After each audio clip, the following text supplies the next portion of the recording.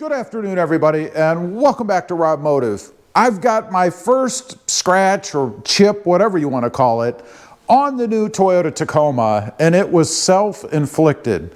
Let me show you what I did.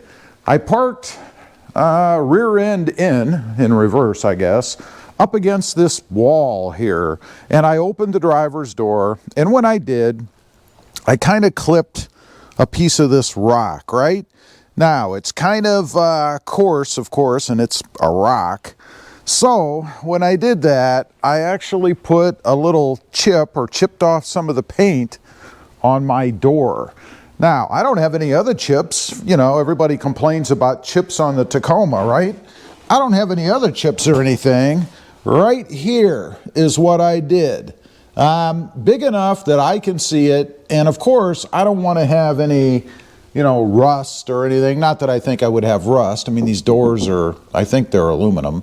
But anyway, I don't want it to continue to chip, maybe go on up the door jamb or the door edge of the door here, or even further into the inside of the truck. So I'm going to touch that up. Now, I know it's a pretty minor thing, but nonetheless, you can really screw up the look, especially when you know about it, right? Because I'm always going to know it's there. So you kind of have to try to do a good job. I'm not a great painter. What I've got is this little touch-up thing. I found it on Amazon. And by the way, in case you're wondering, the code for your paint is actually within the VIN number. See if I can show you guys this. Right here, and on mine it's 8W7. Hopefully you can see there, 8W7. That's the color code, Blue Crush in this case, for my truck. Now to do this, again, it's not rocket science, but it is a skill. All you need, of course, again, is the paint. There is a brush in here, I'm hoping. Some rubbing alcohol, because I'm going to clean the area off, just that little spot, before I actually paint it. Oh, we got a bee in here with us. And then some kind of a rag, preferably lint-free, obviously, right? And then try to keep it dry while it cures a little bit, as much as you can. And of course, I picked a day that looks like we could have some rain. We did have some. You can see the wet pavement out there. First of all, you want to shake up the paint a little bit. I've already done it a little bit, so just a little bit more, I guess.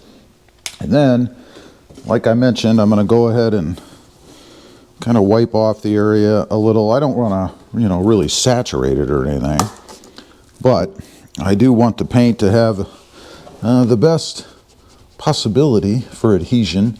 And then I am going to put a little pressure on it, because if there's anything that's chipping there, I do want to knock it off. I'm not trying to rip the paint off the door by any means, but I do want to make sure that anything that could flake is going to flake before I put paint over it, and then it just flakes off anyway, right?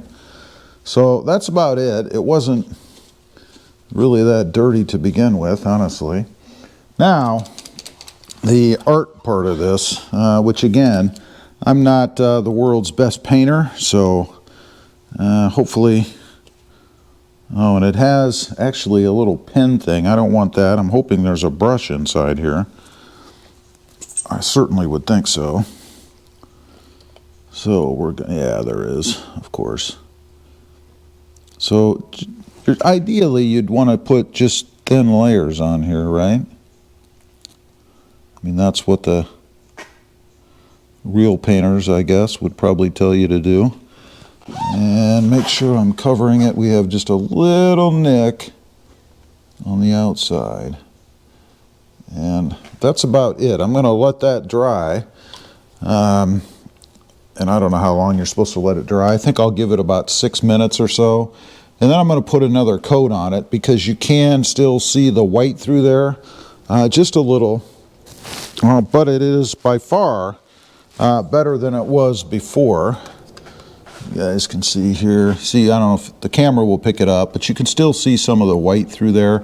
And that's why you want to do, I guess, thin coats. I want to make sure there's nothing on the front. I'm not seeing anything.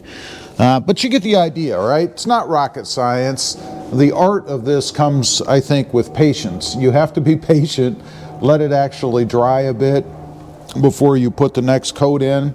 And if you were a real painter, I suppose you would have sanded that a little bit and then maybe put another little coat of primer on it, put the paint on, let it dry an hour in between each layer, and then come back on with a little bit of clear and put the clear over it. But for me, it's such a small area, I'm not really going to go to that extreme. So I'm going to go ahead, go through the rest of it, let it dry. I'll put a couple more coats on it probably, and then I'll come back and show you the finished product when I'm all done. Fingers crossed it goes well. It's been quite a while. I've put 3 coats on my little scratch or chip. I would call it a chip actually. And I'll show you guys, and I'll even shine a flashlight on it. But right there's the edge of the door. See if you can pick out, let's put a light on it, pick out where it was. I'll be interested to see how this shows. I mean, I can see it here. And in case you're wondering, it's right here, right there. It came out really well. Blue crush. And there's a different angle at it. You really can't see it at all from the front, which is good because that's where it really matters. Now, let's open the door, take a look at it along the edge. Let's see, and you can see it's a little brighter because it's wet. Right there, and again, if you can't see it, I'm hoping you can't, it's right there. Came out pretty well, I think. Make sure I got the back end of it. Looks like I did. I think it looks pretty good. It's something that hopefully over time I will forget because it does blend in pretty well, and I'm hoping that I don't remember where it was exactly. I'm sure if I look close I'll be able to see it, unless it's like really dirty. But anyway, that's kind of my method for doing it. 3 coats, let them dry about 6 minutes, 6 to 8 minutes actually, in between each one. And these are just for little dings, by the way, not for some massive thing. You'd need a professional for that.